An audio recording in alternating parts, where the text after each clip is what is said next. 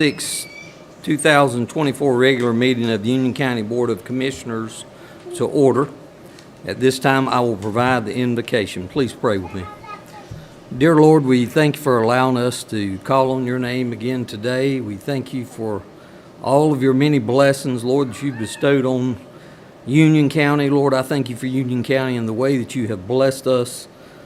Lord, help us in this meeting tonight that we may make wise decisions and that we do what's pleasing unto you.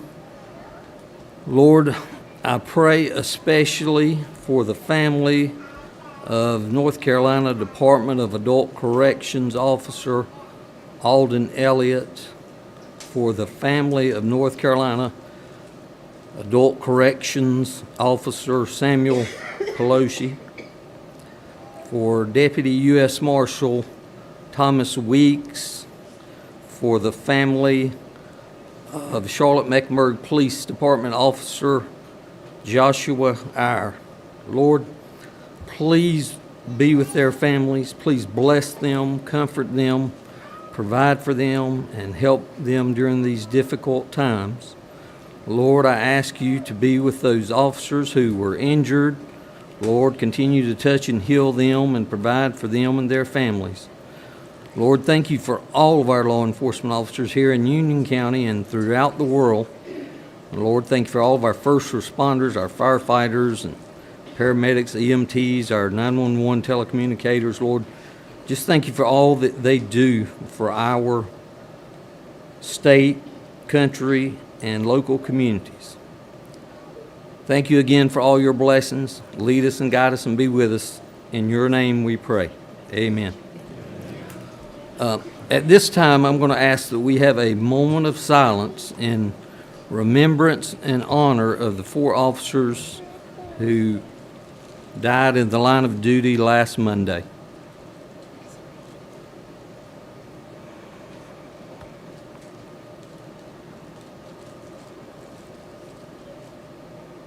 Thank you. Please rise for the Pledge of Allegiance. I pledge allegiance to the flag of the United States of America and to the republic for which it stands, one nation, under God, indivisible, with liberty and justice for all.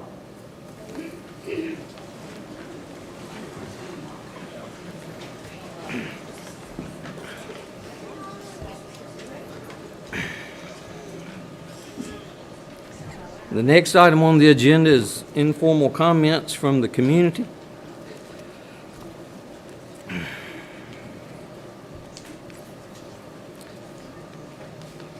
Each speaker must address the board from the lectern and begin their remarks by giving their name, stating whether they are Union County residents, indicating the municipality within which they reside, if any.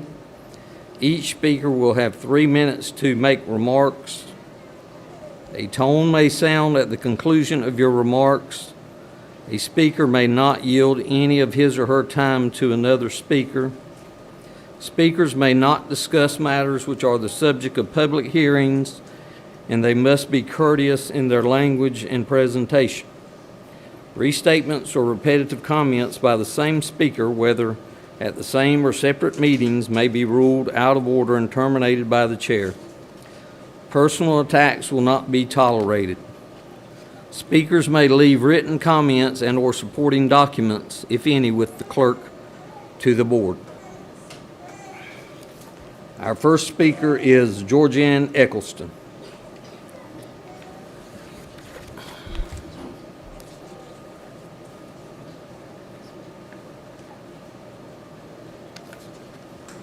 Good evening. My name is Georgianne Eccleston. I'm a resident of Union County, and I live in the Heritage Development in Indian Trail. I'm here to speak about resolving the issue with sewer gases being released into my community. When I spoke to this board a few weeks ago, I stated some facts. I'd like to restate some of what are, to me, the most important of those facts and then add my concerns. Smelly, unhealthy sewer gases are building up in and being released by our local sewer line. That is irrefutable. There have been many residents speaking about this issue over the last several months, and the Union County Water Department has attested to the noxious, unhealthy smells. The design of the sewer line in question was approved by Union County and constructed as approved by the developer, Coulter Land Management. However, the original approval by the Union County Water Department was based on a new sewage treatment plan that was recommended in 2016. That recommendation was accepted by this board. The board further acted on this recommendation in 2022 by purchasing land for a new sewage treatment plant. That plant has not been built. Construction of what was needed in 2016 has not even begun, and here we are in 2024. The inaction of this board bears direct and complete responsibility for the noxious gases in our community. If this board had followed through on the recommended sewage treatment plant, we would not have an odor and unhealthy, threatening gases in our neighborhood. We are not insisting that you build the plant and do it now. We are, however, insisting that you take responsibility for your actions and follow the current two-step recommendations of the Union County Water Department to solve our issue. Step 1 is diluting and treating the waste at a pumping station prior to it entering our community. Step 2 is using filters at the manhole to reduce the remaining sewer odor. Both steps are required to manage the sewer odor and noxious gases. Both steps are required to manage the issue. To date, only Step 2, filters at the manhole, has been implemented. However, both steps are required to manage the smelly sewer gases that your inaction has inflicted on me and my neighbors. We hope that you will approve, fund, and implement both of the recommended steps. Thank you. Thank you, ma'am. Our next speaker is Stephen Wargan.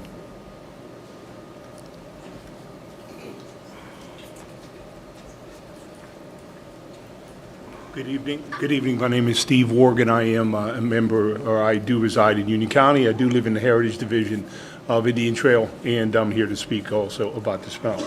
It's not the first time I've been here. Thank you for your attention again. I just want to quickly, I'm not going to regurgitate everything you've heard over and over again, but I think it's important to note that this is my fourth time speaking with you. I am a father of 5, a husband, a grandfather. I work full-time running a small business, and I'm not looking for meaning in life by coming up and speaking to the commissioners. There's a genuine problem. I've come here with good faith. At every time I've spoken respectfully, never antagonistically. I thought that we could have reasonable minds looking at reasonable facts presented by your water department, which I've met with more than 4 times. They gave you reasonable solutions. I honestly felt that at this point, 4 years into this, would have a solution. Then what was dropped off on my porch, or in my mailbox, literally hours before my last meeting, and I alluded to it, it was just suggested, was that in fact 2016 commissioners agreed to a strategy on this exact proposal. And it would have put the Yadkin Basin up and running. I understand it's a multi-million-dollar, $100 million, several $100 million project. That doesn't come easily. But nevertheless, the issue has been known from 2016. Coulter didn't start to build in that community or get their permits until 2017, so this predates the builder. That should absolve them, though I have no interest in absolving our builder, our developer, I should say. It's clear that there seems to be no solution coming out of this body. And I'm here to tell you that we have 2 meetings in the next 14 days in our community. People are absolutely furious. They're wanting to go to the press. People wanting to picket with the last phase of our development, which is going to put everybody in a bad light. Our property values are going to be impacted. I'm asking you not to put a plant in that you cannot afford or choose not to vote for, but the capital monies needed for the 2-phase solution that John and the folks at the Water Department submitted to this body should be easily attainable. Please consider coming to a vote. We as a community want to know if you will go on record with where you stand with this situation.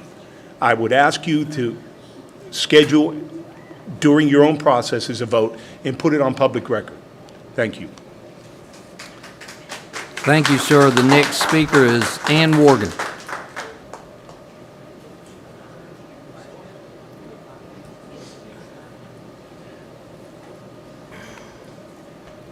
My name is Ann Wargan. I live in Union County in the Heritage South subdivision, and I'm here to ask you guys, what specifically are you doing to help us? I've been here 4 times in a row as well.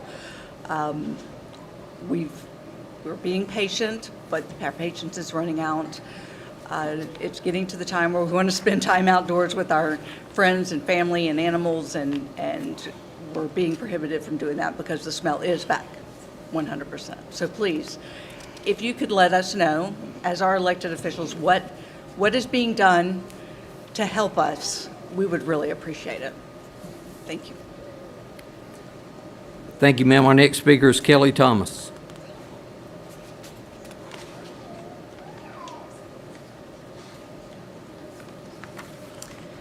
Hello, good evening. My name is Kelly Thomas, and I reside again at Heritage South. We bought initially 5 years ago there. We said something about the smell 5 years ago, and it's still not gone. I understand that they did put in the filters. That didn't help. It wasn't even a small Band-Aid because the chemicals were never put in there. If the chemicals aren't in there, that's going to be no solution.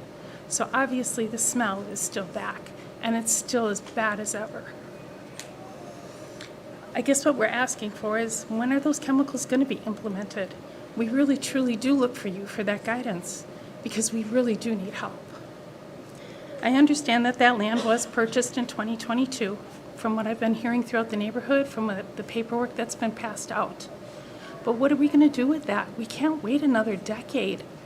We can't wait as a community for another decade to not smell this. This is our health. It's our everything. I put all our money into this house. And now our property values, I can't get that back because of the smell.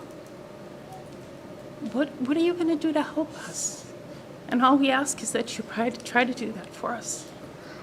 Thank you for your time. Thank you, ma'am. Our next speaker is Deborah Stress.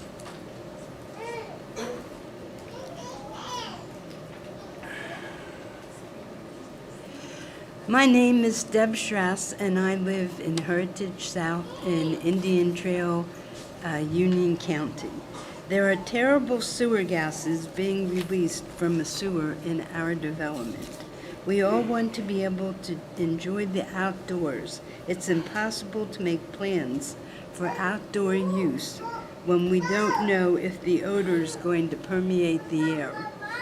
Please move ahead with a permanent fix to our problem.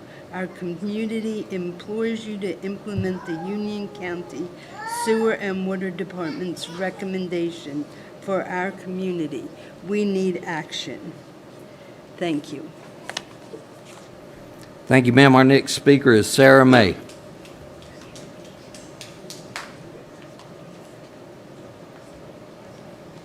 Hello, Sarah May, live in Waxhaw. I'm here with the Union County Public Schools Board of Education just to do a quick recap on our bond request.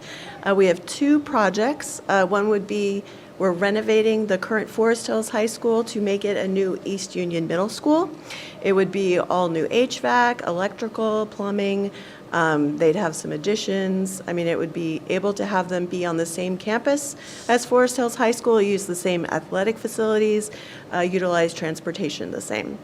The second project, well, and let me say also, with that project, if it's put off, we're basically going to have an empty building sitting there. We'll have to have extra costs involved with running definitely AC when it's hot, or it would just deteriorate. We'd have to deal with maintenance still at East Union, and that would be another 2 to 3 years. It would probably go up about 10 to 15% in cost, if we have to wait the extra time for our next bond request. The other project is Parkwood High School. It's the design fees for a brand new Parkwood High School to basically replace the current Parkwood High School, which is 60 years old. This was brought to the board in 2020, and it was not allowed to be put on the bond and, put in front of the voters. But basically, it would be an all-new high school for the Parkwood community.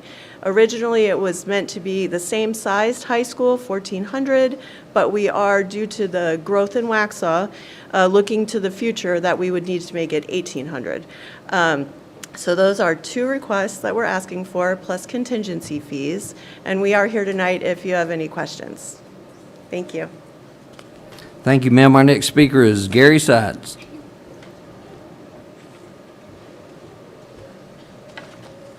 Thank you, Mr. Chairman. Ladies and gentlemen, my name is Gary Sides. I live in Monroe, and I have the honor of serving on the Union County Board of Education.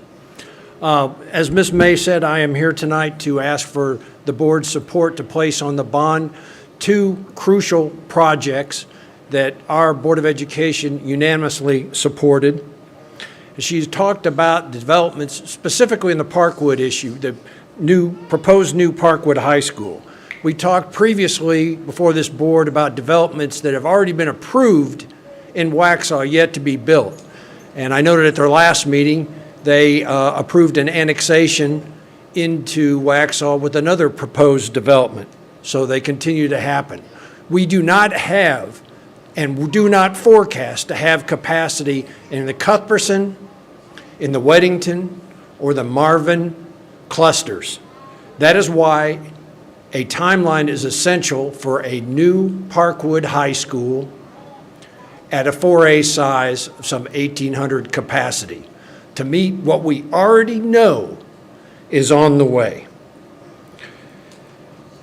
Let me just say that tonight you have the opportunity to vote on placing this on the ballot before the voters of Union County. You are not voting to approve the project. You are not voting to raise taxes. Let me say that again. You are not voting tonight to raise taxes. The law requires, when an item such as this is placed on the ballot, to clearly mark what the additional debt service to fund these projects will be over the span of time. The voters have the opportunity to vote yes or no as they feel the value of this project. Union County has always supported bond referendums for the schools that we desperately need to address growth and aged facilities. I ask you tonight to let the voters of Union County decide on these projects. Thank you.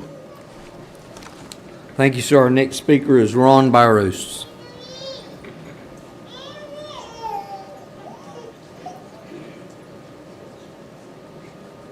My name is Ronald Byros. I'm a Union County resident. I live in 1158 Curling Creek Drive in Hermitage development. First of all, I would like to thank all the law enforcement people that are here and all the ones that are not here. Last year on June 19th, it was very bad in our community. I had sewer gas in 2 of my 3 bathrooms, and it had been there for months. The smell outside was horrible. On the 19th, my wife took me to the hospital. I walked in, and they asked me all the questions and everything that they always asked you. Well, at the end, the doctor came back and he said, "You are in critical condition. Do you want us to save you or do you just," I said, "if I'm not capable of anything, just let me go."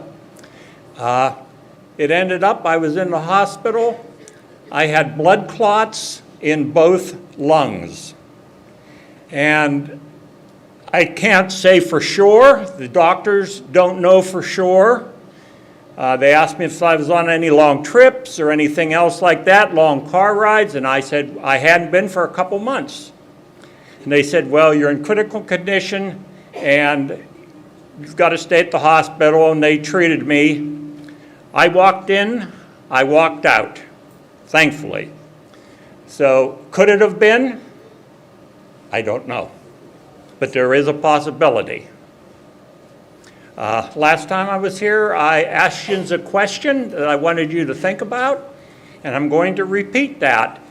How would you like to live in this? Your parents, your husbands, your wives, your children, your grandparents, your grandkids. How would you like them to live in it? How would you like to live in it? Thank you very much for listening.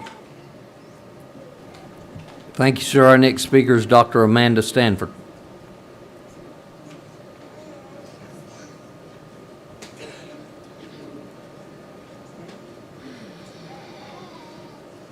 Hello, I'm Dr. Amanda Stanford. I've been a resident of Union County for 10 years. I live in Indian Trail. I come from a long line of highly educated people. I have a PhD. My father has a PhD. My grandmother was one of the only women to graduate from university in California during the Great Depression. And someday my children will have graduate degrees. And I ask myself, why would I entrust their education to people in a county that treat children like criminals? On April 17th, in a panel discussion in Raleigh, one of you said something like, I don't care if it's 60 days or 90 days, if they have to graduate from the alternative school, if you can call it a graduation, and then they laughed. Any trained animal can jump through hoops for treats to avoid being smacked with a stick. That's not education, that's training. You're confusing discipline with punishment. Punishment only breeds fear. Discipline builds character and values. Punishment is much easier, faster, and cheaper in the short run. It appeals to our base instincts, our animal selves. Discipline is the art of building good habits and thoughtful values. It's not quick or easy or cheap. It takes time and planning and wisdom, and it's what makes us human beings. Discipline is education, and education is legacy. And that's why my kids don't go to this school district. And at the rate that we're voting you in, they never will. Is that funny too?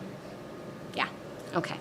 So not after how I've seen it gutted over the past 10 years at state and local level, not after how you've expressed your views about it, because intelligent people are leaving the state in droves, and the county in particular. Something is broken at the top, and I've seen it in meetings, firsthand, the legislative meetings. I've seen it. I've seen how Dean Arp talks about it, and it worries me, because I own property here, and I can't pass it down to my children.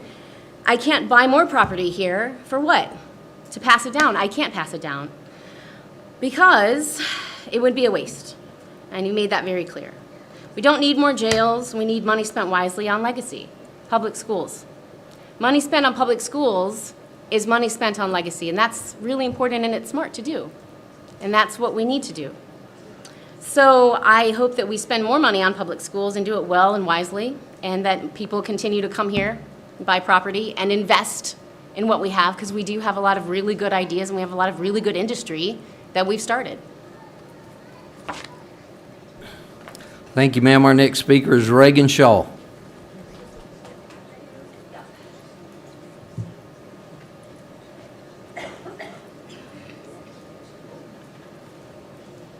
Hi, I'm Reagan Shaw. I'm from Waxhaw. I came here tonight to talk about teacher appreciation.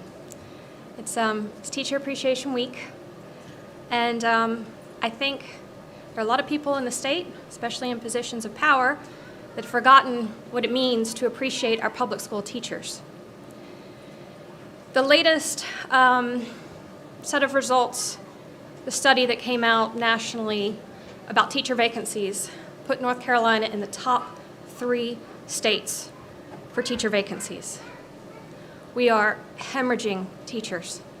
And in Union County, we're so close to the county line, to the state line, we're losing a lot of teachers into South Carolina. And when you stop and think, why is this happening? If anyone is paying the remotest bit of attention, you can see why it's happening. First of all, we're not funding our teachers properly. We are not paying them properly. We're down towards the bottom in teacher pay. And it's really sad to see this. My sister came here from Texas and was horrified at what she would be paid here as an exceptional children's teacher, which is one of the most coveted roles in teaching, and one that we are always short on, it seems like, in the counties, because it's such a tough job with so much burnout. She couldn't stay in the profession once she moved here. And this is coming from Texas. She's not coming from some blue state. She was horrified the way that public school teachers are treated here, and so she has left the profession. And there are so many stories like this. And to hear how people denigrate our public school teachers, throw names at them, it comes from propaganda, mostly from organized groups who are trying to promote a private school agenda. And when people talk about school choice, this universal school choice, it means the government pays for all schools. They're giving vouchers out to everybody. You get a voucher, all millionaires get a voucher. Where is this money going to come from? Well, they're pulling it out of places where it needs to be in our public schools. We're not funding our public schools properly. And I'm just horrified, really. And I'm horrified to see the way that teachers are denigrated. Public school teachers should be respected. And I agree with Mo Green, we need to revere our public school teachers. So do it, not just this week, but all the time. And keep that in mind when you make your decisions. Thank you. Thank you, ma'am. Our next speaker is Jen Sanders.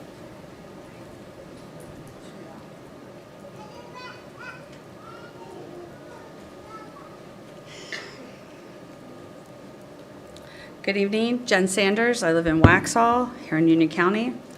I came here to talk about public education and ask the board to pass bonds that have been requested by UCPS. We're also asking that you increase the teacher stipends. You've mentioned multiple times to be prepared that the county isn't expecting the tax income you'd like or you had hoped. You also mentioned that you weren't elected to raise taxes. Our county can't run without money, and our teachers can't survive without getting paid. If you do not support our teachers, we will lose the coveted honor of being called the second best school district in the state. Families move here for the schools, so we ask that you invest in them. Let the voters decide. Top-notch schools require growth. I cannot let this moment pass without also demanding an apology from a sitting board member. See, when you support an anti-government extremist group, you know people will have to hold you accountable. I expect Melissa Merrill to apologize to every single teacher and educator here in Union County.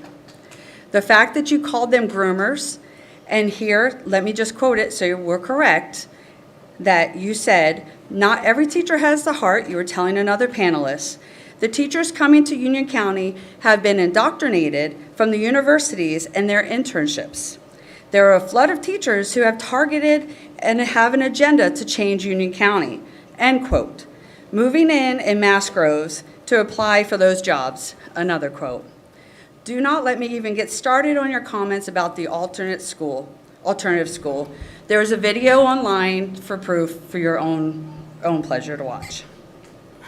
Now, we already have a shortage of teachers, and we expect a massive shortage, and yet our previous school board chair calls them out like this. Are you serious? We all know that you're moving up in the ranks, but in the meantime, maybe you don't burn down Union County while you're at it. Ms. Sanders, Yes. let me stop you right there. You can. Remember, the rules about personal attacks will not be tolerated. Okay. Please remember that. All right. Well, you can Thank you. delete that last line, but everything else is factual. It is on YouTube. Okay. Ma'am, move on with your Okay. comments, please. All right, that's fine. So okay, that's fine. We also have board members that have publicly called to dismantle the State Board of Education.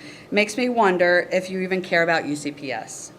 I'm also going to add that this board, not being part of the Chamber of Commerce, which supports local businesses, because they called you out about a resolution to address wastewater, and yet here we are, full of communities, asking you to address the water and sewage issues. yet you're hiding behind the mask of DEI. So let's just move on. So I'm asking you to do better. Our teachers deserve better and expect an apology publicly. Our teachers deserve better. And as it was mentioned, it is Teacher Appreciation Week, and the fact that you threw our teachers under the bus is unacceptable.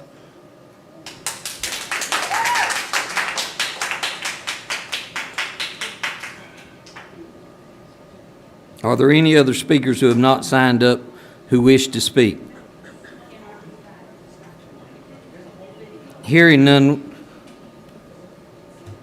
Next on the agenda is item number 24-285, recognition of Miss Union County pageant winners. I will now recognize Terry Connell Davis, Director of the Miss Union County pageant, for this item.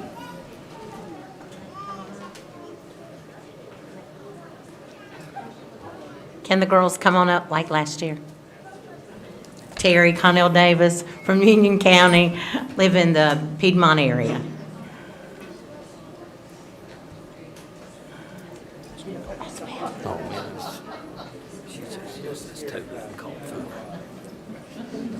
While the girls are coming around, I do want to say, these girls are not just here for their beauty acceptance. We had over 66 girls in our pageant, and this is our winners. But these girls are so committed to the community, and we are so happy that you guys support us. And there he is. Support us and continue to help us with our services. We do everything from recognize, take gifts to different fire departments and the deputies. And our biggest thing this year is our winner, which is Cameron Lacey. She has a platform of bullying, no bullying in schools. And we are trying our best to see if we can get into the schools and let her tell her story to help. So they always give back to the community, and they're a great bunch of girls. I want to announce them real quick. Cameron Lacey, there she is. Taylor Simpson is our teen miss. Vaden Broadway is our junior miss. Sadie Jane Tarleton is our young miss. Tyla Adam couldn't be here. Her mama's delivering a baby. Della Ruth Tarleton, who is beside her sister, is petite miss. And then toddler miss is Rosabelle Roberts. There she is. Hey, Rosabelle. And our baby miss is Emery Boatwright. And we have a service queen who is our Riley Malone. This is saying that Riley knocked on many doors because we have a charity group that we give to called Operation Save. And Riley, it was our service queen that knocked on the most doors, and we were able to give them a check this year for over $4,000. Thank y'all for having us.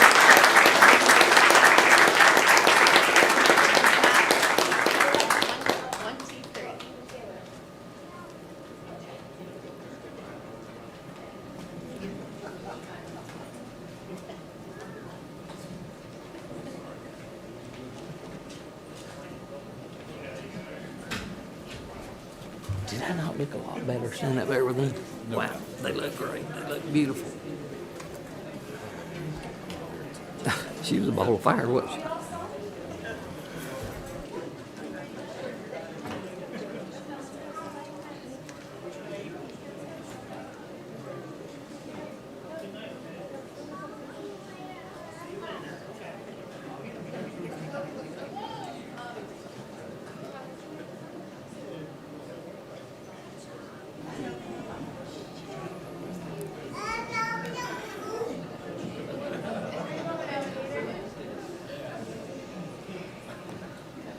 The next item on the agenda is item number 24-279, recognition of the Bobby Cobb Award recipients. I will now recognize Deputy County Manager Patrick Nyland for this item. It's going to be very, very difficult to follow that, but I'm going to try. Bobby Cobb touched a lot of lives while he was an employee here at the county. He was taken from us too soon, but every year we recognize a number of employees for dedication to the county that goes beyond their department. All of these employees have worked with several departments on very large projects over a long period of time. So it's my honor tonight to recognize the 5 2024 Bobby Cobb Award recipients. Susie Calkins with Code Enforcement Business Manager, Dr. Candace Crow, dentist with Public Health, Heather Horn, Community Engagement and Health Education Program Manager, Ashley Lance, Director of Social Services, and Aaron Steele, Digital Content Manager. If you all could come up and let us recognize you.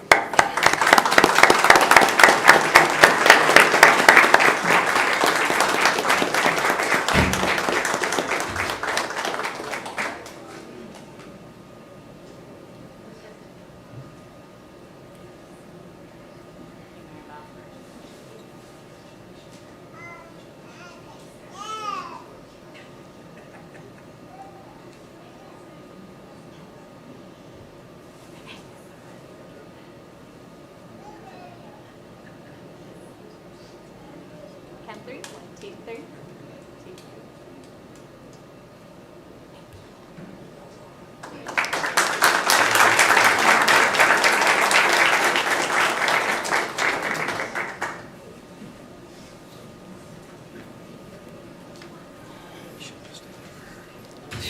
That's a lot of get my steps in.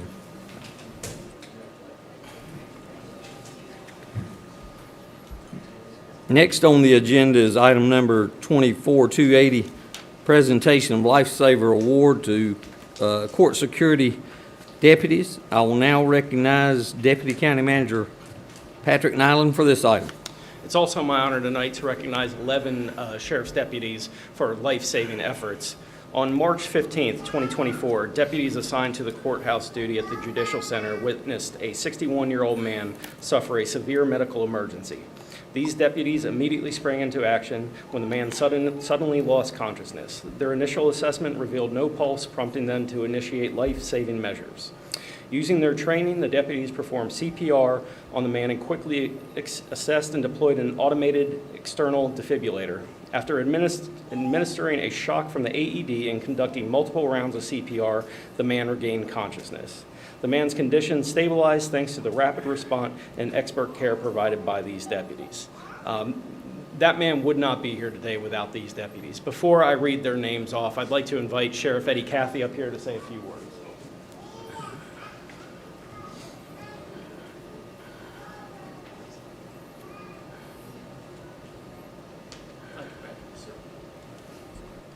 Thank you for having us, and thank you for this award. I don't know how many of you got a chance to see the video of the actual event, but it was all on camera. It's pretty impressive to know that they put together all the training that they have gained, that you have paid for through these years, but they reflect a positive image of this agency and the things that's going on. They are a reflection of our agency and just part of what they do every day. So thank you for this award. Coming up in front of the dais, Sergeant Bradley Purser, Deputy Jordan Strickland, Deputy Sarah Gallus, Deputy Christopher Childs, Deputy Marquavius McGriff, Deputy Tyler Reed, Deputy Perry Smith, Deputy Vincent Morelli, Deputy Fred Spruill, Deputy Luke McCoulter, and Deputy Caleb Eubanks. Please join me in congratulating them again.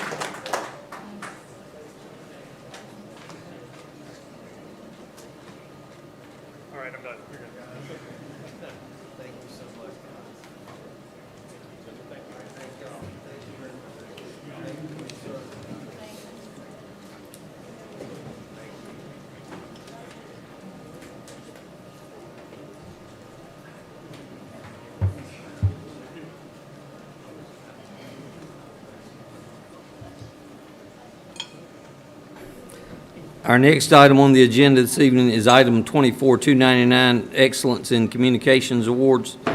I will now recognize Public Communications Director Liz Cooper for this item. Good evening, Commissioners. Thank you for the opportunity to recognize my amazing team. I'd like to introduce those who are here with me tonight. I have Senior Communications Specialist Megan Hinkle, Communications Specialist Nicole Horisic, Multimedia Production Specialist Jordan Westenberg, and Digital Content Manager Aaron Steele. Our Brand Manager Brent Ayers and Senior Communications Specialist Erica Wells couldn't be with us tonight. We're excited to share that we received 2 Excellence in Communications Awards from the North Carolina City County Communicators for both of the weekly newsletters that our team produces. Both the Union County Horizon for first place in the state, which is our community e-newsletter, and the UC Insider, which goes to approximately 1,500 employees every Monday. Both of these newsletters have consistently outperformed industry standards. We're proud of these for several reasons, but mostly because they foster engagement and strengthen the connection with our community and the residents we serve. So thank you to my awesome team for their hard effort and dedication to high-quality communications.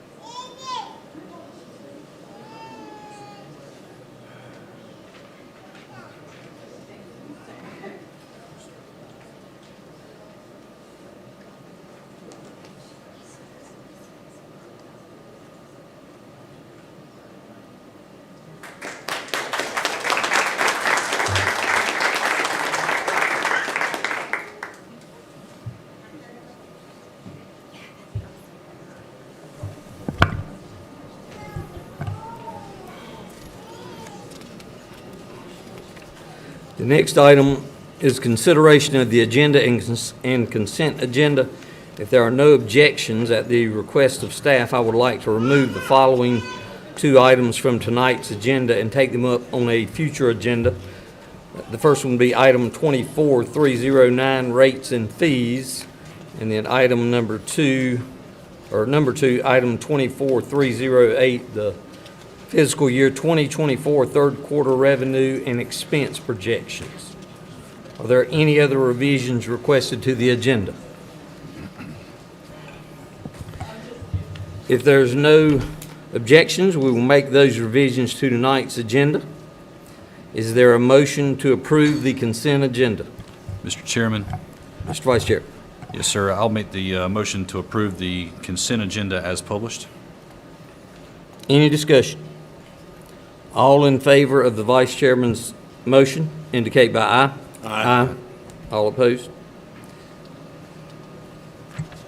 We are now at the business portion of our agenda. The first item of the business agenda will be item 24-246, other post-employment benefit options. I will recognize Finance Director Beverly Lyles for this item. Good evening, Commissioners. Can you hear me? I've been told I'm soft-spoken, but my kids don't tell me that, so if I need to yell, let me know. If you'll recall, at your board retreat back in February, we presented briefly to you the other post-employment benefit options that we currently offer to retirees that are eligible. And there was some interest in bringing that back to you as a board to consider maybe some new scenarios for offering that for those current employees that are not eligible and perhaps new hires in the future. So currently, we offer 2 different types of other post-employment benefits. One is retirees' health insurance, and one is a special separation allowance. And tonight, we'll go through both of those and what those means, what those benefits are, and also review the long-term liability that we're required to record each year based on GASB requirements and what some of those assumptions are and some scenarios that you all can consider perhaps going forward. So to start with, we'll talk about our retirees' health care insurance. Currently, the county offers a plan for retiree health insurance only for the following groups of people. They had to be hired before July 1st, 2008, and immediately prior to retirement earned 10 credible continuous years of service. Or they had to be hired on or after July 1st, 2008, and have 20 credible continuous years of service, or hired on or after July 1st, 2013, they are not eligible to participate in the retirees' health insurance. And some of these changes became about because if you recall in the mid-2000s, during the 2008 timeframe, our country went through a very devastating recession. And through that time, there were many states throughout the country that could actually not fulfill their retirees' obligations for what they had promised them as far as their retirement package. During that time, the Governmental Accounting Standard Board looked at that and said, if you're going to offer these benefits, you need to start accounting for those on your books as a long-term liability. So as we started going through those changes, the county looked at different scenarios and realized the long-term impact, which is why there's different dates for eligibility for retirees that are currently working for Union County or those that have already retired. So the benefits that we provide to our current retirees are those that will be eligible when they retire. If they are before the age of 65 when they retire, they participate in the county's group health plan just as a regular employee does that is here working every day. After they reach the age of 65, they receive a supplement in addition to their Medicare benefits that the county provides currently, that is provided through Blue Cross Blue Shield. For the membership count for our retirees today, the current retirees that are on the plan are 437. Employees that will be eligible at retirement that are currently working is 345, for a total membership of 782. And today, the current retirees that are on the plan, their annual benefits, they average anywhere between $3.5 million to $4.5 million per year. So each year, we are required to do an actuarial evaluation for those that are eligible or will be eligible when they retire to determine what that long-term liability is, which we refer to as our net OPEB liability. So the last actuarial evaluation we had done was for June 30th, 2023, when we finished our financial statements for that year. Our total OPEB liability at that time was around $99.5 million. Our fiduciary net position was around $62 million. And what that means, your fiduciary net position is actually money that this organization in this county has been dedicated to setting aside in a trust account to actually pay for the retirees' costs for that health insurance in the future. This is what GASB asked that local governments do to prove that you are dedicated to actually providing that benefit when that payment comes due to those retirees that are eligible. So our net OPEB liability is the difference in between the total liability, what we've already put back in the bank in the trust, that we have to record on our financial statements. So at the end of 2023, that number was around $38 million. And they also look at our ratio of what we've actually funded for the overall liability. And for Union County, that's around 62%. Which is very great compared to our peers across the state. There are some local governments that have done nothing to put any money back in trust to guarantee that they will be able to actually pay for those benefits when they come due. So this is a testament to the dedication of this board and prior boards and everyone that's been a leader in this organization to secure those fundings. We meet our OPEB obligation annually 2 ways. We do cash contributions into the trust if we are able to. And then we also pay for our current retirees' health care through our self-insured plan out of our self-insurance health fund. That is part of our overall operating budget ordinance each year. And both of those two things actually help reduce our net OPEB liability over time. And before we move on to the different scenarios, I just want to say that we are required by the Governmental Accounting Standard Board to actually hire a consultant that does the actuarial valuations to determine these liabilities. I'm not qualified to do that myself. So tonight, if you make a decision that you wanted us to look into that, we would be asking that we actually engage our consultant to do that for us. So some of the key assumptions that have to go into the long-term calculation of what these costs might be in the future, we have to consider inflation. What do they think the market's going to be at the time these retirees actually get to that point in their career? Wage growth is a factor, salary increases. What is the long-term investment rate of return, net of any OPEB expense? So they try to predict what the actual investment rate of return will be on what you actually have put back into your trust. They also look at the municipal bond index rates. They use that to determine what you should actually be putting back over time based on just like if you were paying back a debt instrument over a 20-year period.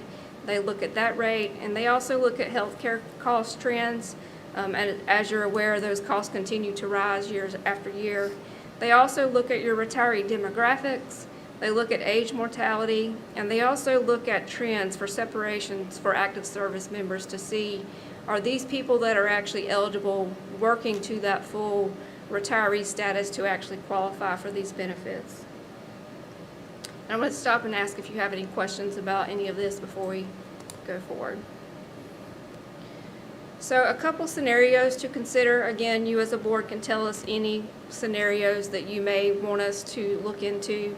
The first would be to add coverage back for all current employees and new hires that are not currently eligible for retiree health insurance with the same eligibility requirements as those that were hired on or after July 1st, 2008, which means they would have to have 20 years of service at retirement to qualify for this benefit. Or other scenarios that could be considered, or something totally different than we've done before, is to add coverage for all current employees and new hires that retire with 10 years of service only once that retiree reaches the age of 60 years old. I'm going to stop here and allow for any discussion that you may want to have for the retirees' health insurance portion before we move to the separation allowance. Mr. Chairman. So, Beverly, with what we're looking at here, I'm sure that we've compared what other counties are currently doing. Is there one scenario that would be more consistent with our neighbors that over, say, the other, with what we're looking at here?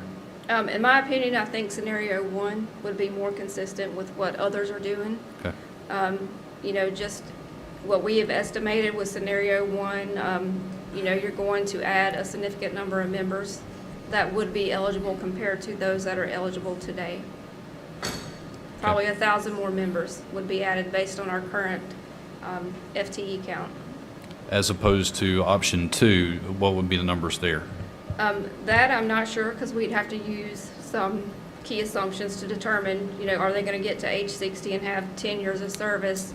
But if an employee retired, before they returned 60, there would be a gap where we would expect them to go work somewhere else to get health insurance, and then once they reach 60 years old, we would provide it at that point.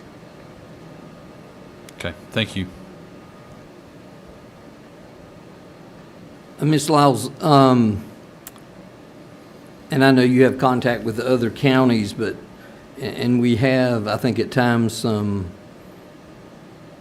recruiting issues. Do you think this would be an excellent recruiting tool, and even probably more so a retention tool?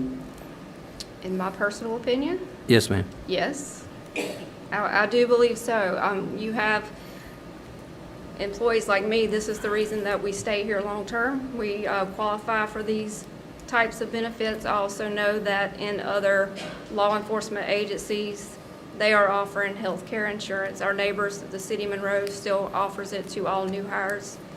So it could potentially be a recruitment tool. However, each individual employee is motivated by different things. Your younger generation is not always motivated by your long-term retirement benefits where others are.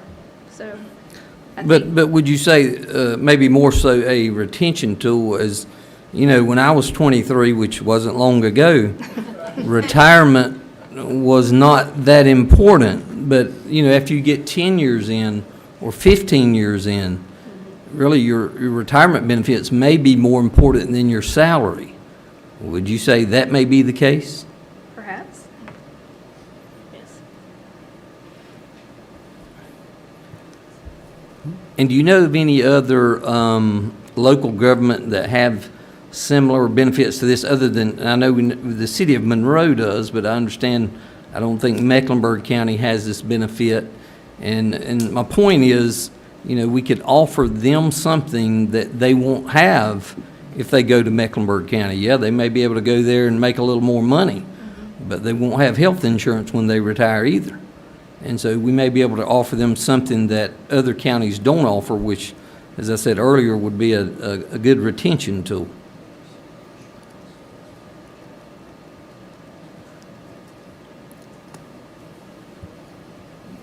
Yes, sir. I'm sorry if you've already addressed this. I'm trying to take everything in. The numbers are coming fast and furious, you know.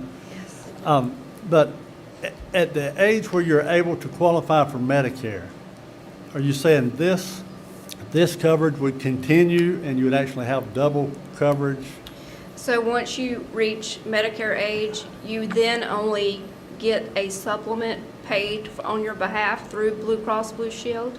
So you come off of the county's regular group health care plan at that point, and then there's a supplement that the county pays the premiums for through Blue Cross Blue Shield for the retirees.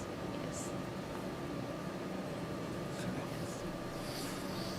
And do you know now how many employees, of course, that were hired after 2013? Do you know how many of those we currently have? We were estimating with our current FTE count and those hired after 2013, which would be anybody hired after 2013 and any new hires going forward, with our current population of FTEs, you would be adding about 1,000 employees that would then be eligible. And so if you look at our current total membership right now, 782, compared to our overall liability, you would be more than doubling that if we added all employees to this eligibility pool. But aren't the liability numbers, I mean, really, isn't that misleading? Because we don't know how many of those people, they may get other jobs and have other health insurance. Some will die before they use that. Some may, you know, have other insurances through the military or whatever the case may be. So is that number not somewhat inflated? It is inflated based on all these key assumptions here that the actuarials have to take into consideration. It's a snapshot in time based on the measurement date when they do that report for each fiscal year end. So they use the best data that they have as of that day to say, based on our knowledge and all of these key assumptions about our population and our data count, this is our best guess estimate today for what that will be. And that's why we have to have this redone every year, because these assumptions change. The market changes, health insurance cost changes. You have people that leave that aren't eligible, then your membership count will drop. If we go through a downturn in the economy and our investment rate of return goes down, your liability is going to go up, because then you're not being able to factor in that additional revenue coming in from the trust account that is there today. So yes, it is an assumption made on a point in the future for that current retiree, but it's the best guess estimate as of that measurement date from our actuarial report. So, Mr. Chairman, to your point, it is the worst case scenario. We have to assume that just about anyone who can retire will retire. That's just the way the system is set up.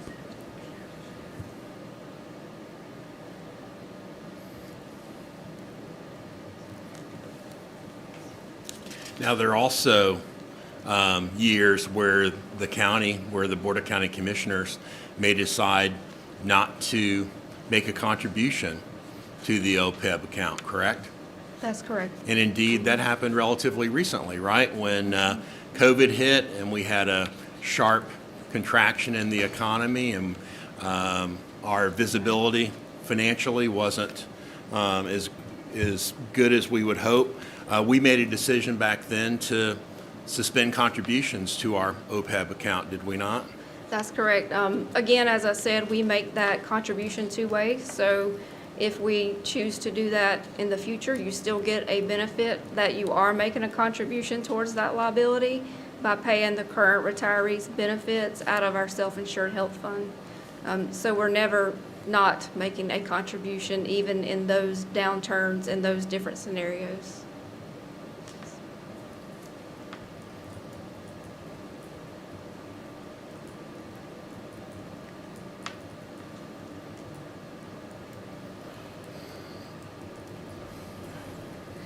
So I'll move on and let's go through the separation allowance and what that means, and maybe we'll come back to some different scenarios. So we always get the question, well, what does it mean? What is special separation allowance? So this is really a pension benefit that actually gives employees an additional bump in their kind of retirement payments. So it is based on an annual allowance to eligible retired members of 0.85% of their annual base rate at the time of retirement, multiplied by their total years of credible service. So an example is an employee that currently has a salary of $60,000 and decides to retire. They have 30 years of credible service. The formula is you take the $60,000 times 0.85%, which is 510, times their years of service of 30 years, so they receive an annual pension amount of $15,300.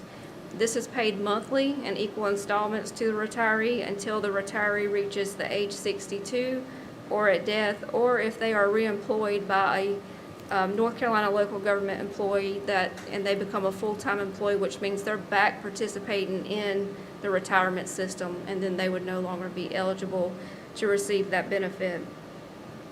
We have two sets of employees that are eligible for this. By state law, all sworn law enforcement officers must receive separation allowance.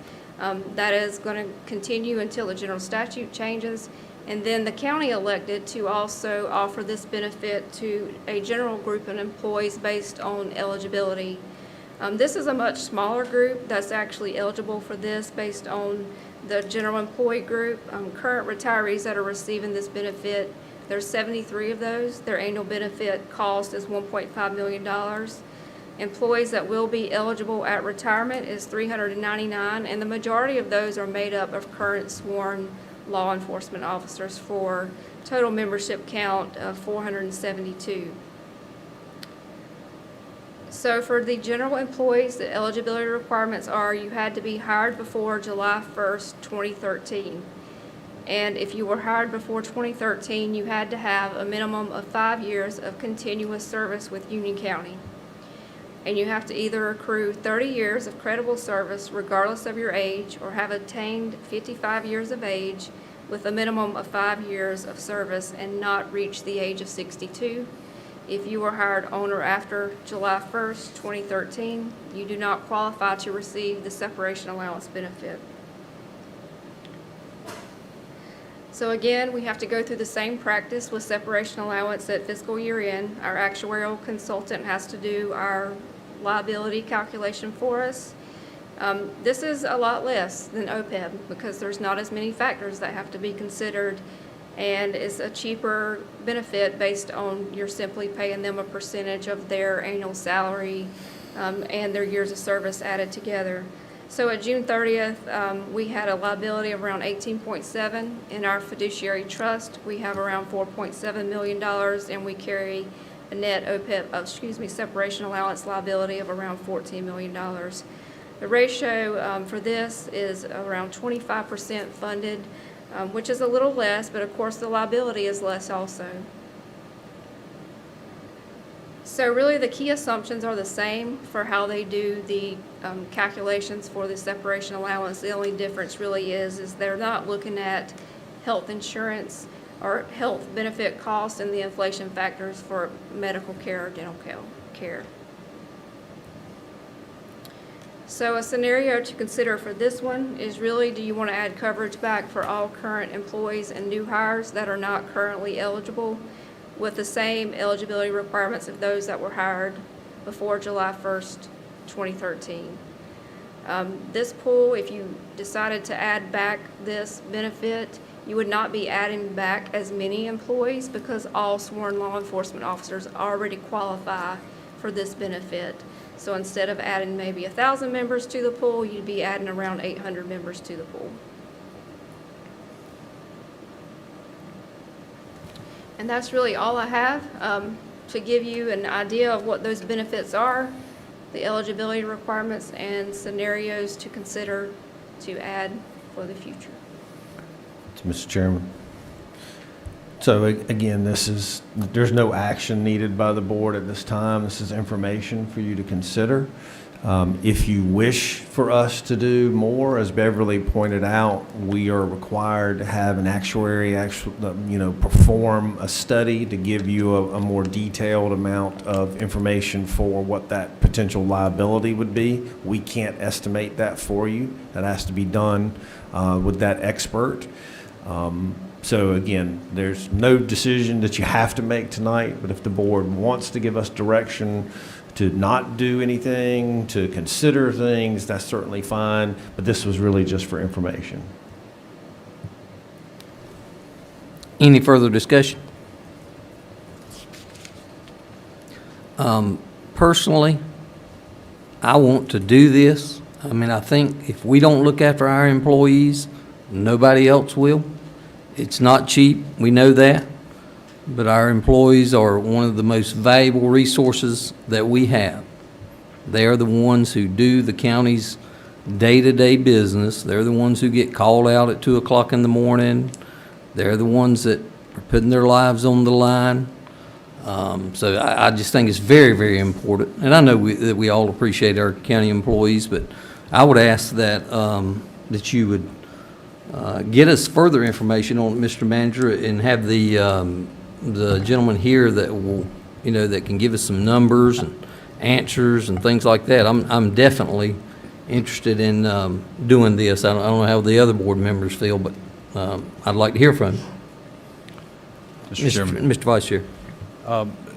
Beverly or Brian, do we have any idea about how long it would take for us to get some numbers back with the study? So right now, we're getting very close to our audit season, and the consultants that actually do this work are getting ready to do all the reports for all 100 counties in the state.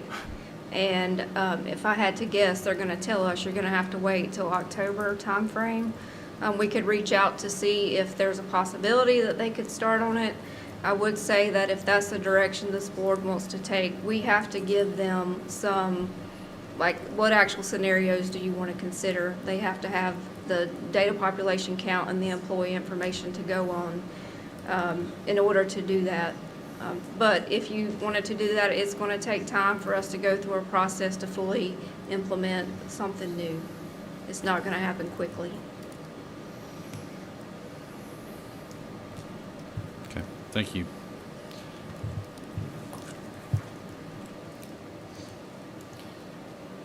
Beverly, there's also a cost to that study. Do we have any idea what that may be? Our annual cost for the 2 reports that we have to have done for audit is around $18,000 per year. I would assume it would be a little bit more than that because you're actually adding in more employees that they're going to have to do analysis on. We could reach out and get a quote, but off the top of my head, I'm thinking somewhere around $20,000. I think if the board would like further information, we can reach out, get a quote, talk to them, and see what their timeline would be, just to give you all a better idea of when a study could be done, if the board should so choose to. Mr. Vice Chair. Thanks, Patrick. I think that would be probably the best thing to do at this point. I would be supportive over that. And then, once we get that information, if staff could bring that back to us, then we can look at it again. I agree with Commissioner Rowell that our people are important. No doubt about that. And we value our employees here at the county, and we value the job that's done by our folks. And so I think the least that we can do is look into it, see where the numbers fall, and then see what we're able to do at that point. So, thank you.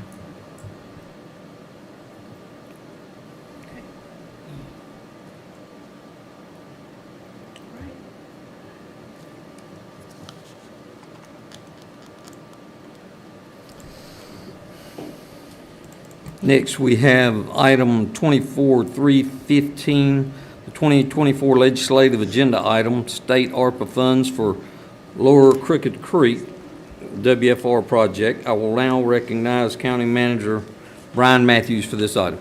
Actually, I believe we might have passed the bond referendum item, which would be 24-290. Sometimes it's just easier to pass over things, you know.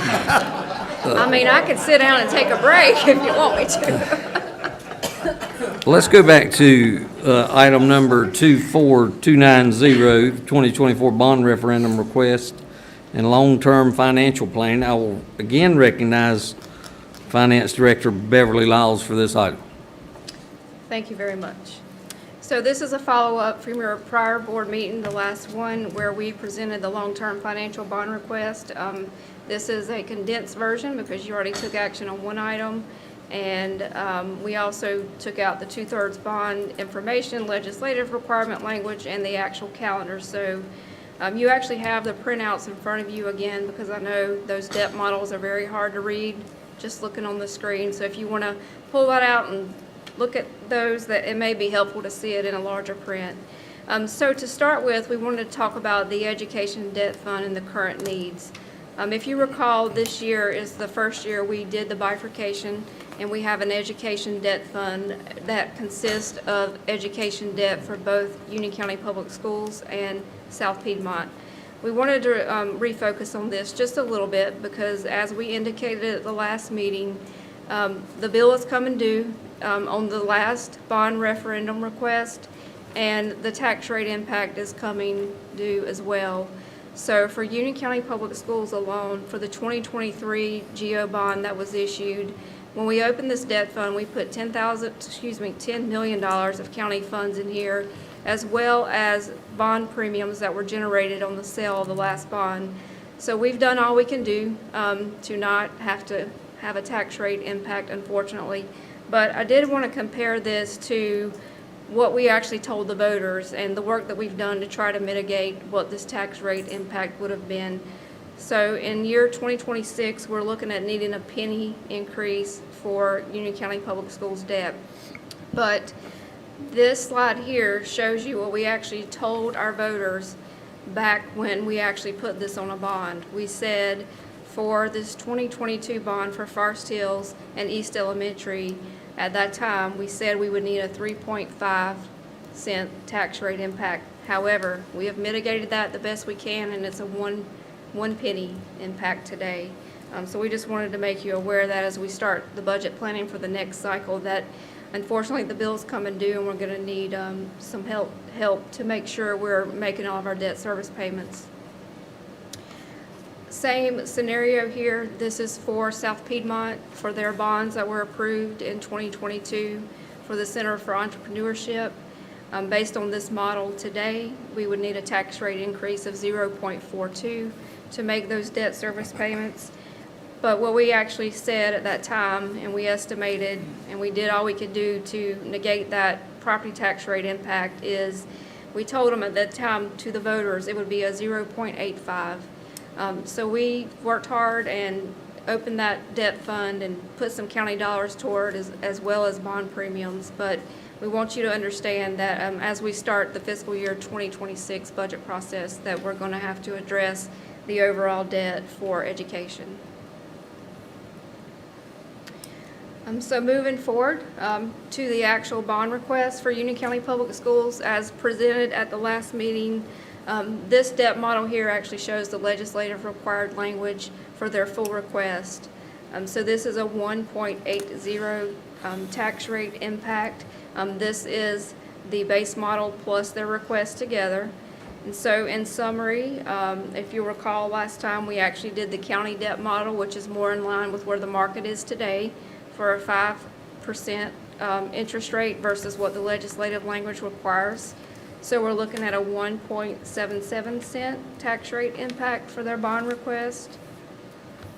And in summary, if you look at what the legislative required language is for this particular request by itself is 0.8 cents of a tax rate impact. And that equates to the language that's required to go on a ballot for the annual increase to a taxpayer based on a $100,000 value of a home is $8 per year as the tax rate impact. We also showed this model as well, based on the county debt model, what the estimated tax rate increase would be based on different values for property. And we said the average home is around between $350,000, $400,000. So the estimated tax rate impact to an average homeowner would be around $62 to $70 per year. So I'm going to stop and ask if you have any questions about the school models or the school requests before we move forward with the county debt models for the county projects. Mr. Chairman. Beverly, not really a question, but I guess more of a statement. I think that, first of all, we need to understand, where we're at. And I think you did a very good job, but just to clarify, where we're at right now is from the bonds that we've got in 2022. There's still outstanding bills that, as you mentioned, that have to be paid. But Right. but this is something that the voters voted for. That's correct. So to be clear, this was not necessarily the action of this board or the previous board for that matter. This is what the voters of Union County said that they wanted. They voted for these schools, and I think it's just important that we understand that the community supported, what we're looking at today. Thank you. Well, yes.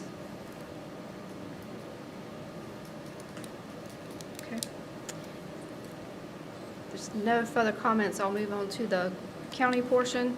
If you recall, at the last board meeting, we also presented a county debt base model, which I did not include in here. That included a judicial center project that did not need a tax rate impact, that we have a strategy in place to issue 2/3 general obligation bonds for that. I did not put those debt models in here or the information about that. And the reason is I didn't want anybody to get confused that the 2/3 bonds are not required to go on the ballot. So you're not voting to put that project or a 2/3 bond request on the ballot for the voters to vote on. You as a board make that decision because general statutes do not require voters to vote on that.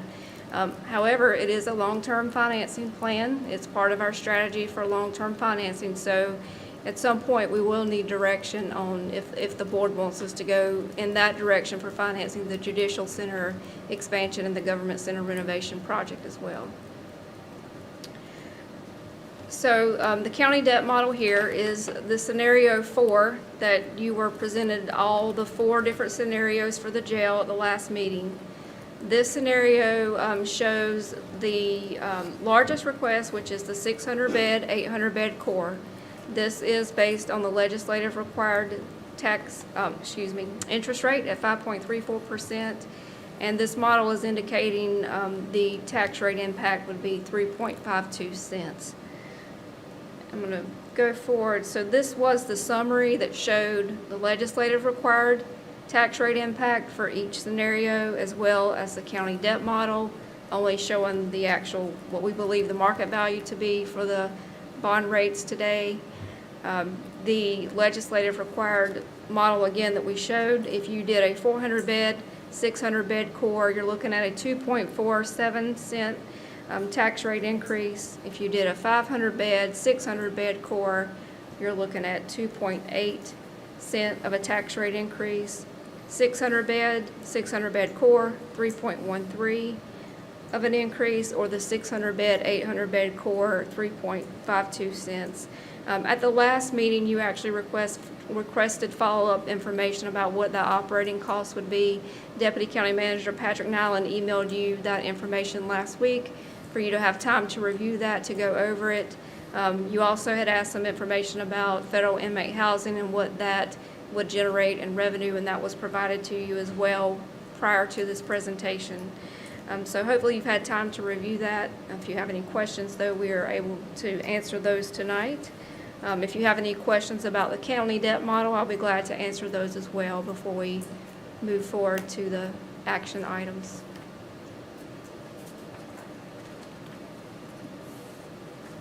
Again, this is our table showing the county debt model for what the tax rate impact would be to your property owners for that average house of $350,000 to $400,000.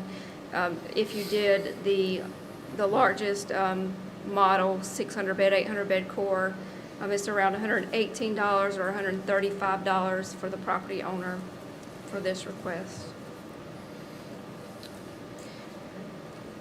So if there's any questions, we'll be glad to answer those at this time for either bond request or any discussion before we ask for action.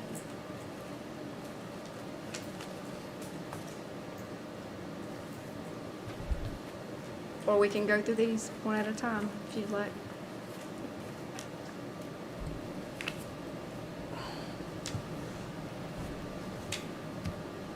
Mr. Chairman, and this is the staff.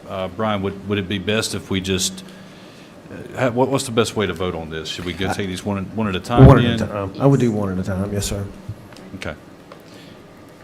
So the first action requested is for the Union County Public Schools bond referendum request. What we're asking you to do tonight is to give staff feedback on actually proceeding with the next steps in the bond referendum process, which means we would come back to you at your next meeting to start that full calendar of items that have to be completed to get the bonds on the ballot. So this request is for Union County Public Schools funding for design for Parkwood High School and the renovation of the old Forest Hills High School for East Union Middle. Mr. Chairman, I will make a motion that this board proceed with the next steps in the bond referendum process with the UCPS funding request for design of Parkwood High and East Union Middle, which includes the renovation of the old Forest Hills High School. And I make this motion because I think that we all need to understand that, you know, growth does have a cost. And what we're seeing right now, especially on the western end, as very well stated by our school board members in public comment, that we have some issues out there. We've got some issues with growth. As I understand it, at a minimum of 1,500 homes were just approved. I think prior to that, there were 1,500 more, and that's just from one municipality. There could be a lot more homes approved out there before it's all said and done. And so, again, you know, I said this at our last meeting, and I'll say it again, that decisions made even with municipalities and within those borders, it doesn't affect just those municipalities. It affects the entire county. I believe that we have to be responsible with the building of the middle school building there. And if we don't end up putting this out for bond referendum, then I think that it's going to cost the county a lot more in the long run with a vacant building to maintain. So I'll make that motion, and if I'll open it up for comments from my colleagues. Commissioner Merrill. I agree with Commissioner Helms. I too will be supporting UCPS's full request as presented, and to reiterate what Board Member Sarah May shared earlier, Union County Public Schools brought this to the county many, many years ago, and it was tabled to do an adjunct education scenario and put these projects on hold. Had the county moved forward then, this request would be significantly less. And as was already stated, redistricting would not even solve this problem because Weddington, Marvin, and Cuthbertson is already at or above capacity. So they are not in a position, to shuffle kids around to make seats work. They asked for this with clear studies that had been done with their consultants 4 or 5 years ago, and it was ignored, and the can just cannot be continued to kick down the road. So I will be supporting their request to put this on the November ballot. Any further discussion?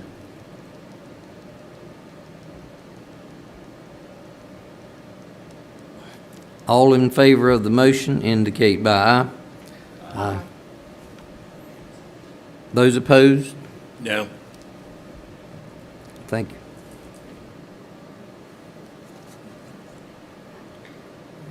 So the next action item is for the jail request for the different scenarios that you have been provided with. So we are asking that you give staff feedback on proceeding with the next steps in the bond referendum process for one of these scenarios. Mr. Chairman. Mr. Vice Chair. So I know that this board has wrestled with this topic. We've wrestled with this topic for quite some time. And I want to be clear, I think that every member of this board recognizes that, we have some work to do there with the jail. I believe that we're facing really two issues there. We're facing an issue with capacity, and I think that we're also facing an issue with the conditions of the site and of the facility. But when we started down this path and looking at the jail, one thing that stood out to me, and that is that the study that we're basing all of this on, all of these scenarios that you see here, whether it's a 400-bed, 600-bed core, or for that matter, a 600-bed or a 800-bed core, but all of these scopes, all of these building sizes, and the subsequent cost for these buildings are based off of a study that's 20 years old. 20 years old, and our jail is 30 years old. Now, I think that that's important for us to understand that, typically, jail and prison facilities should last more than 30 years. I'm sure that we can find studies that'll say that they'll last 29, and I'm sure that we'll find other studies that will say that they should last 100. But in my opinion, they should last longer than 30 years. And so as we're considering, looking at the overall cost to the taxpayer, it's not going to be $147 million. What it's going to be, if we chose the 600 bed and 800 bed core, the total cost is going to be estimated to be $250 million. So that's $250 million that we would be making a decision upon tonight based off of a study that's 20 years old and has been changed and modified, to the best of my knowledge, at least 3 to 4 times. This is something that's been looked at by numerous boards and numerous staff members over the past 20 years. And so I want to be clear in the fact that, my opinion is, is there a need? Probably. But I think that we have to be very careful in this situation. I think that we have to be responsible with the taxpayers' dollars. And I think that we have to understand that we need to learn from past mistakes, all right? If you don't learn from history, you're doomed to repeat it. And so I want to be very careful that we do not repeat the mistakes that we made whenever we built the existing jail. And so with that in mind, before we put this on bond referendum, I would like to offer a motion here for my colleagues to consider, and that is, the motion would be to conduct an independent study. So an independent study to determine the needs for a future jail facility in Union County in both size and scope, as well as future operational and staffing costs. And once that is complete, then I would like for the board to reconsider this request once that study has been reviewed by both staff and the board. And so I make this motion again because I feel like we have to be, we've got to be responsible. This is not a small chunk of change here.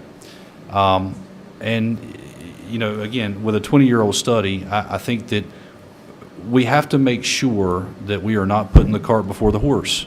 I think that we have to be sure before we invest $250,000 of the taxpayers' money that this is the scope, this is the size of the jail that we need, not to last 30 years, but to last 50 or 100 years.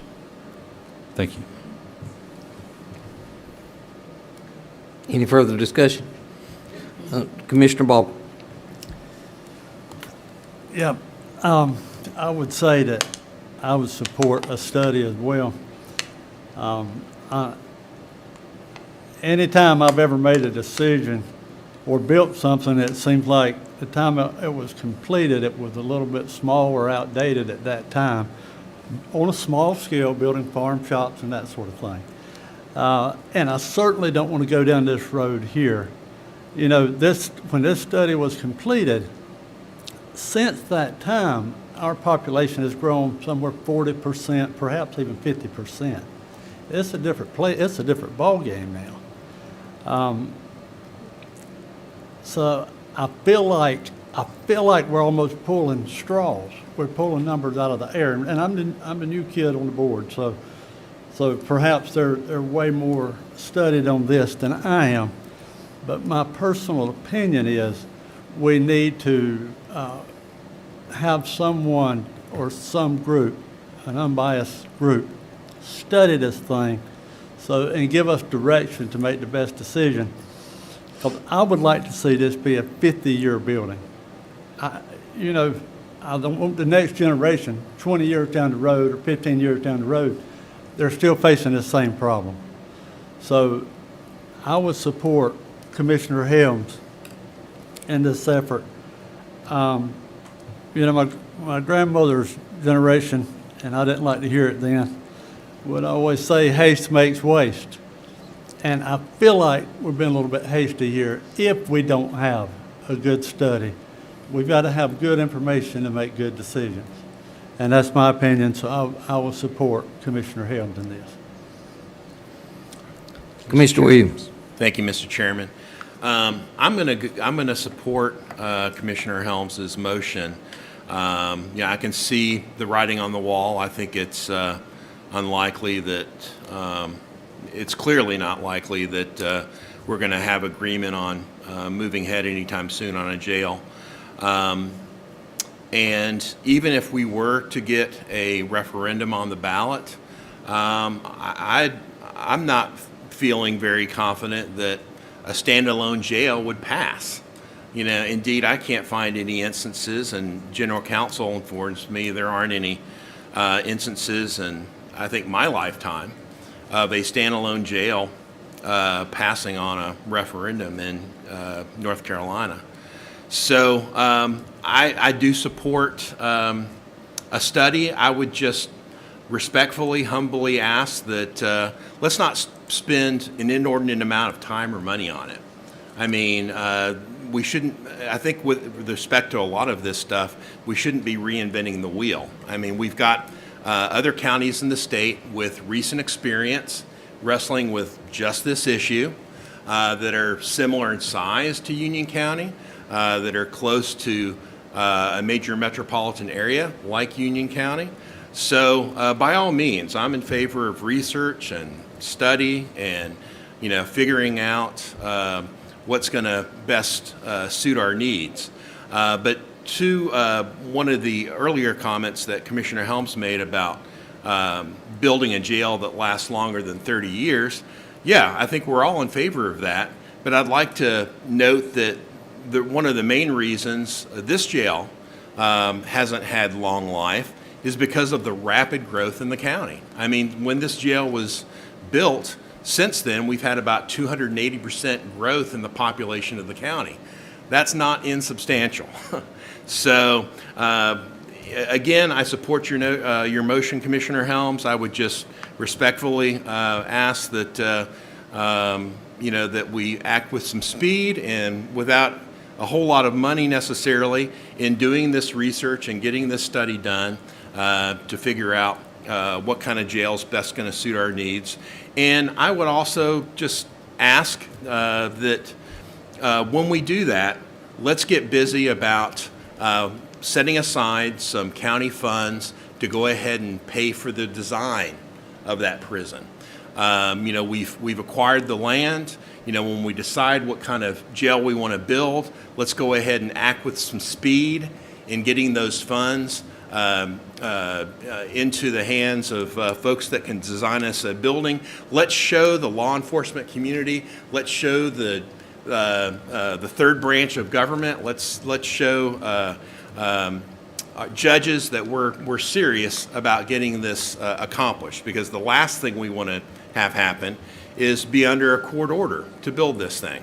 So that's my piece, and again, I support your motion, Mr. Vice Chairman. And while I certainly respect my colleagues' opinions, I feel like it's like we talked about that other bond. I think we're kind of kicking the can down the road. We're spending millions of dollars on repairs for this jail. It's clearly not big enough. It's falling apart. You know, I have worked in government for 36 years. I have never heard anyone say, we built this building too big, or what are we going to do with all this room? I think we just, unfortunately, we're going to have to bite the bullet and build an adequately sized jail. Like Commissioner Williams said, now we can look at neighboring counties. I think of Cabarrus County. I asked the question a few weeks ago about what size their jail was. I believe it had a 610-bed capacity. And I think if we don't do this, it's going to cost us more and more money the more time that goes by. It somewhat ties the hands of law enforcement and the courts if we continue to wait. I just think it's something we need to move forward on. And it's not easy. There's nothing pretty about building new jails. Nobody wants to do that, but it's a necessity, and I certainly don't think we want the courts to order us to build another new jail. That's all I got to say about that. Mr. Chair, I would like Commissioner to Merrill. have a chance to speak. We clearly need a new jail. And one of the things that has not been mentioned, I don't think it's a population issue as much as the fact that the rush to build the jail in 1993 or whatever the year was built in a floodplain. So the back of the jail is structurally unsound, and there are structural issues. And that has prompted, I believe, to need a new jail more than anything. So we know that we need a new jail. My concern is, and I spoke about this last time, making such a huge financial decision on a 20 or 21-year-old study. So I did kind of have to chuckle, haste makes waste, because clearly they did a study 20 years ago, but nothing's been done about it. So we're still looking at a 20-year-old study. So I do agree we need an updated study. You know, this should have been done a year or two ago, knowing that this would have to be addressed in 2024. I really regret that we do not have updated information. I look forward to receiving that. The second thing that I wanted to discuss is at the last meeting, I believe Commissioner Helms asked how many additional deputies would have to be hired. And I think the answer was 60. And that really gave me pause, because I have been hearing for almost 2 years that we are not hiring like we need to, and that, you know, the surrounding counties and other municipalities are offering signing bonuses, and we've worked really hard to try and give a raise recently, but I'm still under the impression that Union County Sheriff Office is significantly behind in paying the men and women that we already have. So I'm not ready to move forward thinking that we're going to be in a position to hire 60 more until we're able to take care of the men and women that we already have. So for those reasons, you know, I think we need to take a pause, get good, accurate, updated information, And let's have some more discussions other than a new jail on how we take care of the men and women we already have serving our community, because I'm concerned about this. Vice Chairman Helms.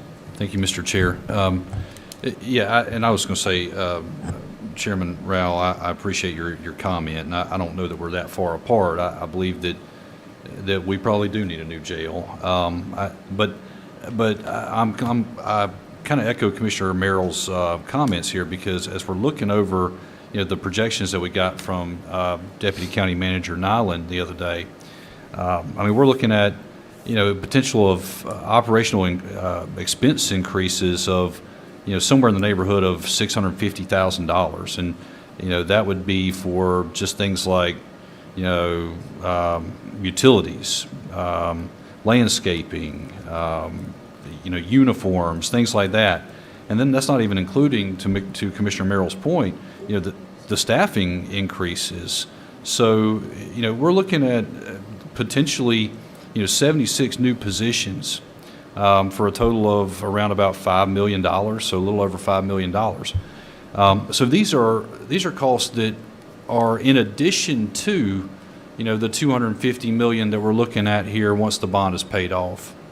And there's been a lot of talk about the federal prisoner situation and how this could offset some of the debt service. With the projections that we've received to this point, it's not even going to offset the operational cost, or I should say the staffing increase cost. So I don't know that that's going to be our savior when we start looking at offsetting the debt service for a project of this magnitude. So I just wanted to point those things out, that I think it's important that we understand that this is not a light undertaking that the county would be doing, and I think that we need to just take a pause and be responsible, understand that, yes, we do have a need here, but we don't want to make a mistake and build a facility that's not good for Union County. We need to build a facility that's going to provide our needs for the next 50 to 100 years. Thank you. Any further discussion? Commissioner Ball. Yes, sir. I would like to say, and I may be pandering a little bit here, but just how much I appreciate law enforcement and all emergency services. There's no greater sign of relief than when you need a lawman that you see him coming up the driveway. So I want to lean on Commissioner Williams' words a little bit and say we should, out of respect for the sheriff and for the officers, proceed with the study and move forward. We all acknowledge that the structure is failing to some degree, and it's something that we need to look at. So, and I meant to say that earlier, but my appreciation for the lawmen and how, out of respect for them, I think we should be prepared to move forward if we're going to do this thing. Mr. Vice Chairman, will you renew your motion, please, sir, so we're all clear on that? Yes, sir, Mr. Chairman.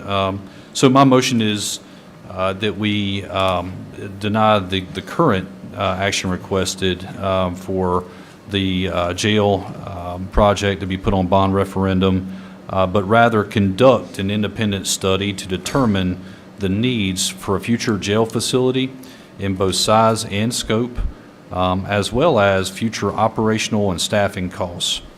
And then the second part of that motion would be that this board reconsider this request once the study has been completed and reviewed by staff as well as the Union County Board of Commissioners. Any further discussion on the motion? All in favor indicate by saying aye. Aye.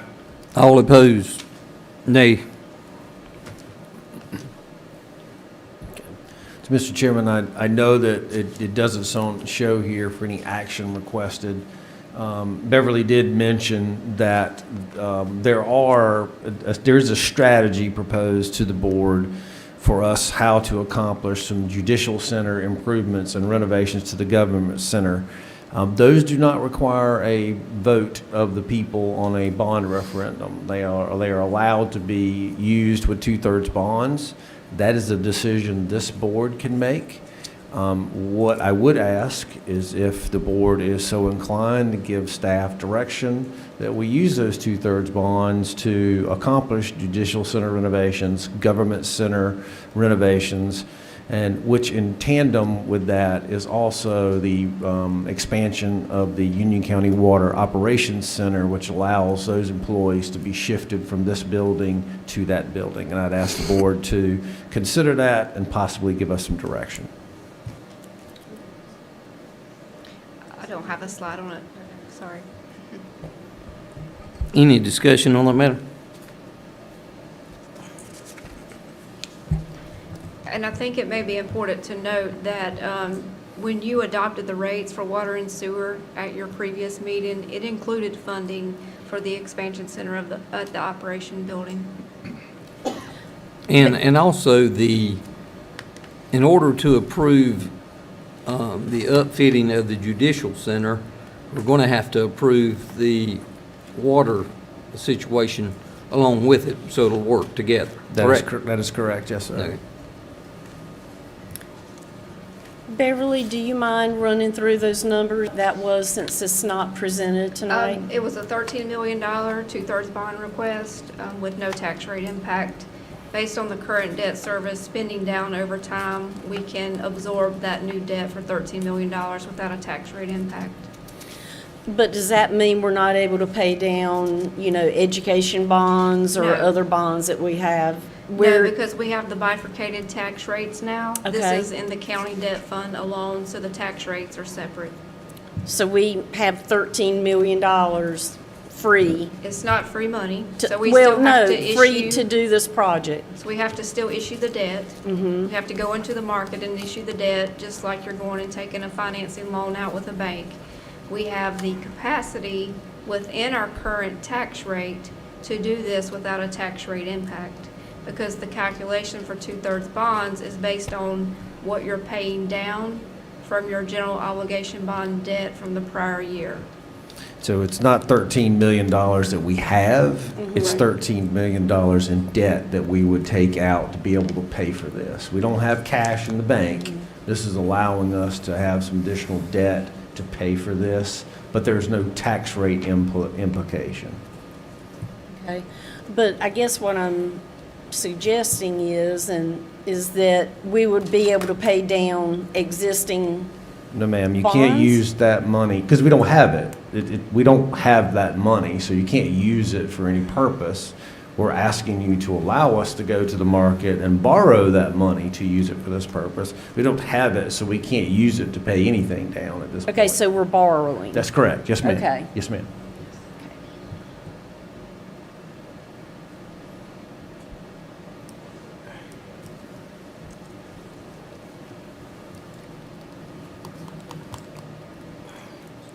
Mr. County Manager, do you need a motion to that cause? If there is a new board direction, that's fine. The board doesn't have to give us direction today. I've just asked that it be considered. We will obviously have to have some direction, yes or no, by the time we get through this current budgeting process. But it does not have to be done today, because there is not a referendum that would go on the ballot for this. Mr. Chairman? Commissioner Williams. I'll make a motion that we direct staff to plan for a 2/3 GO bond issuance for expansion of the government center and the judicial center renovations. Is that a satisfactory recap? Thank you. Yes, sir. Okay. Vice Chairman Helms. Yeah, I as much as I don't want to, as much as I don't want to take on more debt, I think that this is unfortunately something that we're going to have to do. I think that we are to the point now where we have to have additional office space for our judicial folks, and I think that our feet are going to be to the fire on this one. So I'll be reluctantly in support of the motion. And the reason for this is when the Judicial Center opened in 2005, we had spent approximately $15 million. Now, to do this, less than 20 years later, for what it's going to cost to move the people over there, over here, and move the water employees out, we could have built more than 2 judicial centers. It's a prime example of waiting and not building buildings big enough when you build them. So I'll be for the motion. Any further discussion? All in favor of the motion indicate by aye. Aye. Aye. All opposed, nay. Thank you.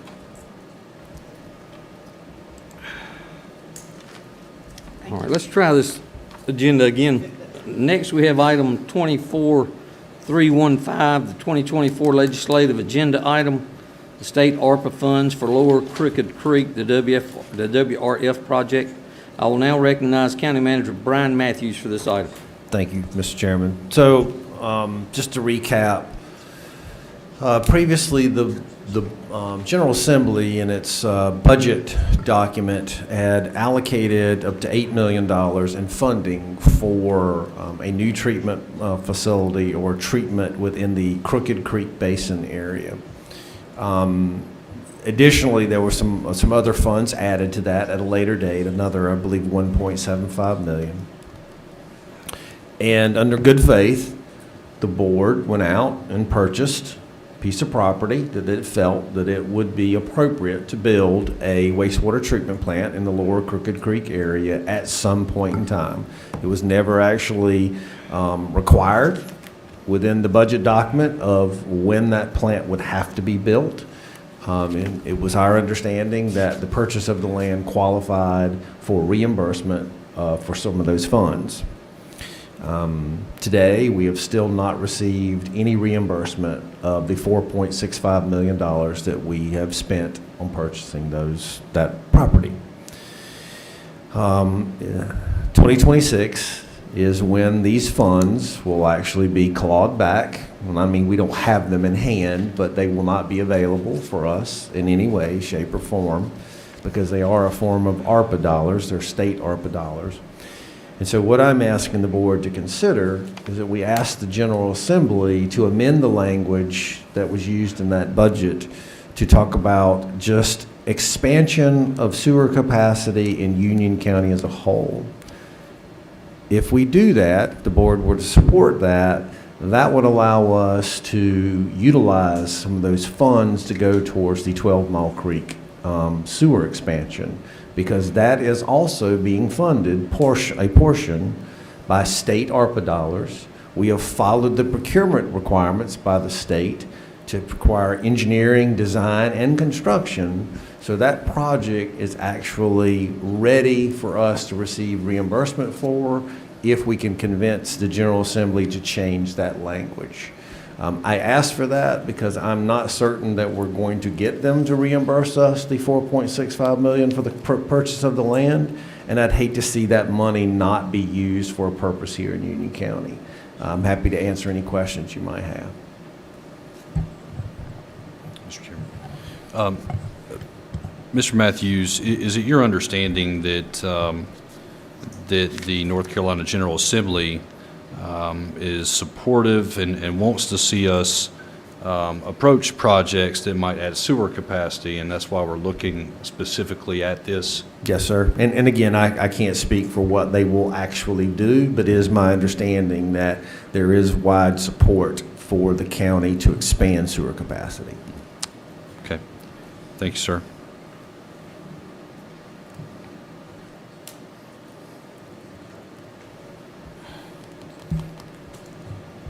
Any further discussion?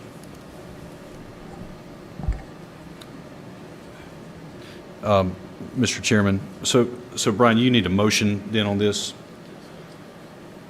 Okay. Then I'll make the motion that we direct staff to submit a request to the North Carolina General Assembly to modify the language for state ARPA funds for Lower Crooked Creek WRF project to include the 12 Mile Creek WRF project as an eligible project for these funds. Any further discussion on the motion? All in favor of the motion indicate by aye. Aye. All opposed? I will now recognize County Manager Brian Matthews for his comments. The only comments that I have is I do want to express our sympathies and condolences to the families of the law enforcement officers. Obviously, this is a tragic time for all of us here, and I just wish some comfort for those families. Thank you very much. And I second the county manager's comments. I can't really talk about that right now. Mr. Vice Chair. Thank you, Mr. Chairman. Yeah, I think everybody would agree that this has been a tough week. It's been a tough week, with the events there and losing those officers, and it's certainly been one that's touched our Union County families here as well. And my sympathies, my condolences, and my prayers go to every single family. It's a shame that we have to sit here and go through this senselessness today, but I do pray for God's grace on those families. I want to thank our all of our staff for being here. Certainly appreciate our deputies that were here tonight, being recognized, and all of our law enforcement. Thank you for our school board members for coming in tonight and speaking. And Ms. Lyles, thank you very much, for the updates that you give us. Sometimes we really don't like what you have to say, but it's information that we need, and so I appreciate your efforts. To our communication team, job well done, folks. Very proud of what you guys have accomplished, and also thanks for all of our pageant winners being here tonight. I really enjoyed seeing the little ones, walk around up here up front. So, thank you. Commissioner Melissa Merrill. I also want to extend my thoughts and prayers to the family members and the colleagues of the fallen officers and deputies last week. I've had the honor and privilege of spending some time with the U.S. Marshals Task Force in Charlotte, and been able to go through and see some of their training exercises. So last week was a heartbreak in so many different ways. I want to commend Chief Jennings and those out of Charlotte, how they responded, and the press conferences, and in some small way we'll never know the extent of their pain, but needless to say, it was extremely painful to see what they were all going through, especially with such a fine group of law enforcement. So my thoughts and prayers are with them. I was further heartbroken when I learned the Peloche family is right here in Union County, and I especially want that family to know that we're here for them, and please do not hesitate to reach out and let us know your needs in the coming days and months, and just please know that we're heartbroken, and we will try to support you any way we can. And I want to say to the Union County Sheriff Office, Sheriff Kathy, you may not have heard what you wanted to hear with the jail tonight, but I do believe that we support you. I have always been in huge gratitude for our Sheriff Department and our SROs in particular, Monroe Police, Stallings, Waxhaw. I think we have the finest law enforcement in Union County, but I want to do this right, and we want to go through this exercise quickly to make sure that we give you, what you need and maybe more. Just please know we want to work through this quickly and correctly. But we are so grateful to have such an amazing Sheriff Department here in Union County, and just know we're going to work really hard to do this right. Liz, congratulations to you and your team. We're very proud of you and excited for your recognitions. So thank you for all you do for us. Good night. Commissioner David Williams. Thank you, Mr. Chairman. I'd just like to simply echo the comments of my colleagues and the county manager regarding the losses this past week among law enforcement. You know, the thin blue line and their families are hurting right now.